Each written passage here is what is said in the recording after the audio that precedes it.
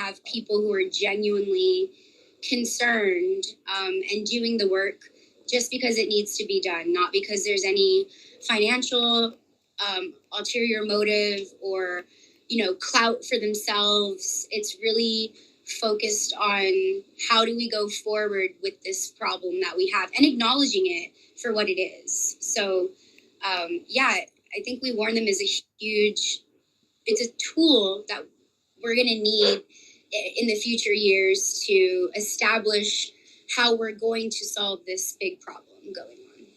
Beautiful, beautiful. How would you say that you've personally been involved on the We Warn Them team?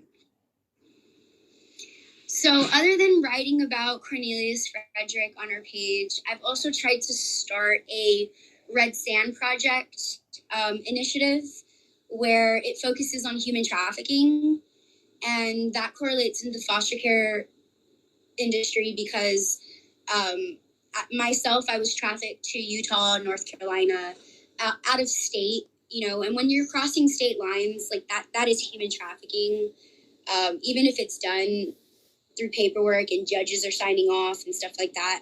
It should be a lot harder to be thousands and thousands of miles away from their family than it is right now. Right now, you can call up a transport company that's a private third-party company business to take your kid to a place that's a lockdown facility or out in the boondocks, whether it's the wilderness or another like religious program. And we need more safeguards and regulations for preventing human trafficking like that. And so you come in as a watchdog, having the experience and the know-how of what that feels like during to prevent another person from having to experience that lifestyle going forward. Yeah. Yeah. Awesome. And how detrimental it is, not only to like how they associate with their environments. If you're not in an environment for too long and you're getting placed in different places, how you often hear in foster care, they get moved around a lot. So, making sure that these placements are safe before we just throw them somewhere that's easy to throw them.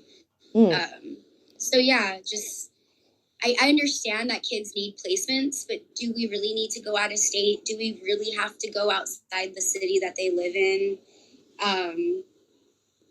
No, we really don't. There's other options that we have. And if it's the community coming in and being like how like you have like the Big Brother, Big Sister programs in public schools, or even like the Boys and Girls Club. There's people there that are like really nice and they help you. And let's say like your daughter is going through her teenage years and she doesn't want to be at home. Well, then there's somebody in the community, I'm sure, that is more than willing to help you. Like they can stay over on the weekend. They have somewhere to have like an outlet and another environment that they can feel safe in. It doesn't always have to be the intervention of the state coming in and, tearing these families apart, or even worse, putting your kid on medication and saying that you're abusive because you medically neglected your child's, needs for psychological help, and using, the guise of mental health as a way to kind of prey on these vulnerable families. So I think like understanding your position and who is safe in your circle to talk to and who isn't, which is what was a big thing for me. Like I thought I trusted the wrong adults in my life, I guess, So the government that was there to help me actually hurt me. And it's like, that's what needs to change, that association with authority, and then authority's jurisdiction on how far they can come into your family and dictate what can be done in the family court system, like if it gets to family court and stuff like that. Yeah. So. And keeping that systemic issue in mind of, children being pipelined rather than giving the resources to effectively help themselves, what are 3 ways that you feel like We Warn Them is making positive change, or specifically positive change to that issue? We A lot of the people that work on the group, they're very self motivated. So I would really like to point out that about every individual in our group. Our motivations are genuine and pure, and my I'm sorry, could you ask that question again? No problem. What are 3 ways you feel We Warn Them is making positive systemic change in the world? So the first thing is that like we're super genuine, and I think that that's really positive because we're accepting of the entire diversity that comes with this problem that we're trying to work on. Another thing is that we have toolkits. So if you don't know where to start, we have something already written up to get you started, so it's not so overwhelming. And then we're very encouraging. We all do our own thing, but we come together and we validate everybody's work in some way to make sure that everybody's getting like that recognition of what they're working on. Like I know for me it's foster care and the welfare demographic. For other people it's more like, like the religious organizations or the actual like medical facilities that are having these kids placed there, or even just we're even going after adults that are placed in places for mental health.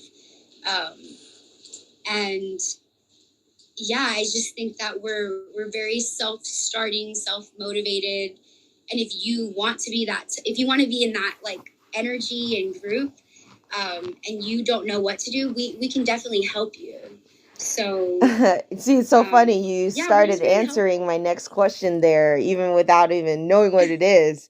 I was going to ask you, what are 2 reasons people should keep their eye on We Warn Them? And the bonus one is definitely, if you want to start advocacy, definitely keep your perspective on what We Warn Them is up to. But what are 2 other things you feel Exactly. like people should keep their eyes on We Warn Them for? Watch out for like legislation and bills and more like political, like real like work in different states, different cities. We're all over the place. So I know I'm in Texas. A couple of people are in California. There's some in New York. We actually have a group. We have a couple who they like move to different places. One's still in college, and the other one is just like a freelancing awesome, angel. But we're everywhere. So don't ever feel like you're alone. I think that's the biggest thing. Ever since We Warn Them entered my life, or we started collabing with each other, I feel like I have a sense of family in the political activism that I do, which I don't connect with a lot of people in my personal life. They're not very active or aware of what's going on. So being able to have a group of people who care and understand, and also like to listen, it's almost like that spiritual outlet that some people need when they go to church, or it's a different feel. You have a different connection with people that are that have your best. They have good intentions and your best interest at heart. you know And I will definitely agree there. The hearts of the people and We Warned Them are made of 24 karat. And, the way that the love gets tossed around the room is really, truthfully unconditional and non-traditional, and hopefully we can pave the way for it to become more of a well-known and expected environment for people. With that, I want to ask my last question, and then we will sign off. But lastly, if you only had 30 seconds, what wisdom would you offer to the world on behalf of the We Warn Them team?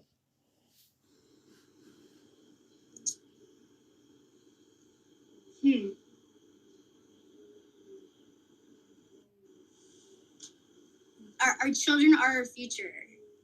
So we all have a vested interest, whether you have children of your own or not, that your future should be important to you, and that means getting involved with children. So yeah. Bless. Yo. Did somebody say drop the mic? Because Kayla just did it. Oh my God. Well, listen, it has been a wonderful and healthy night with me and Kayla keeping it right. This has been the We Warn Them team. I wish y'all a beautiful sayonara and good evening. And until next time, see you guys. Bye, guys. All right.